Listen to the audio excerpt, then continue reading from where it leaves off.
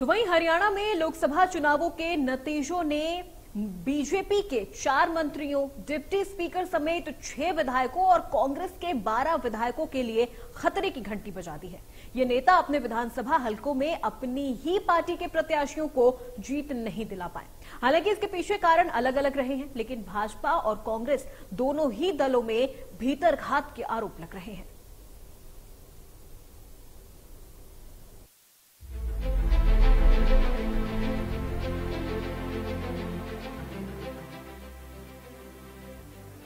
हरियाणा में लोकसभा चुनावों के नतीजों ने बीजेपी के 4 मंत्रियों, डिप्टी स्पीकर समेत 6 विधायकों और कांग्रेस के 12 विधायकों के लिए खतरे की घंटी बजा दी है।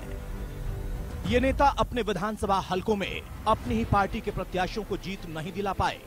हालांकि इसके पीछे कारण अलग अलग रहे हैं, लेकिन भाजपा और कांग्रेस दोनों ही दलों में भीतरघात के आरोप लगे हैं। लोकसभा चुनाव में विधानसभा हलकों में कमजोर और लचर प्रदर्शन करने वाले विधायक अब दोनों पार्टियों के रडार पर आ गए हैं। दोनों ही दल विधायकों और दिग्गज नेताओं का रिपोर्ट कार्ड तैयार करने में जुट गए हैं। इसी रिपोर्ट कार्ड के आधार पर विधानसभा चुनाव में टिकट मिलने तय हैं। दोनों ही दल लोकसभा चुनाव से पहले अपने नेताओं और कार्यकर्ताओं को आगाह भी कर चुके हैं। सबसे पहले सरकार के मंत्रियों के हलकों की बात करते हैं।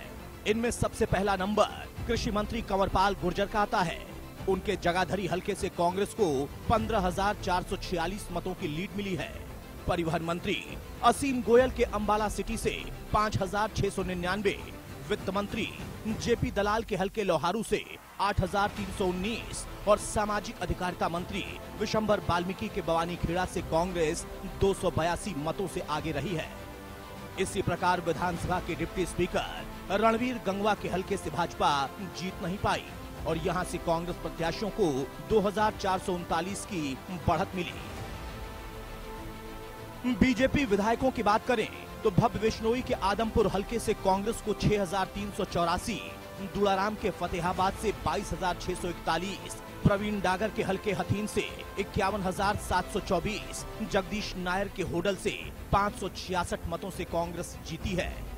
इसी प्रकार पूर्व मंत्री संदीप सिंह के पिहोवा हलके से आप पार्टी को 879 और पूर्व मंत्री कमलेश ढांढा के हलके कलायत से आपको 13,372 मतों पर बढ़त मिली है। जबकि लोकसभा चुनाव के समय भाजपा के 40 और कांग्रेस के 30 विधायकों पर प्रत्याशियों को जिताने की जिम्मेदारी थी। हालांकि 5 मंत्रियों का प्रदर्शन बेहतर रहा है। इसमें उद्योग मंत्री मूलचंद शर्मा ने बल्लभगढ़ हलके से भाजपा प्रत्याशी को 45,775 की लीड दिलाई। इसी प्रकार शिक्षा मंत्री सीमा त्रिखा ने बड़खल से 31,579, निकाय मंत्री सुभाष सुधा ने थानेसर से 18,533, सहकारिता मंत्री महिपाल ढांढा ने पानीपत ग्रामीण से 47,690 और डॉक्टर बनवारी लाल ने बावल से 22,249 मतों की अपने प्रत्याशियों को जीत दिलाई। बात कांग्रेस की करें तो कांग्रेस के 12 विधायकों के हलकों में भाजपा ने बढ़त बनाई है। लोकसभा प्रत्याशी रावदान सिंह अपने ही विधानसभा हलके महेंद्रगढ़ में हार गए और यहां भाजपा को 4,840 अधिक मत मिले।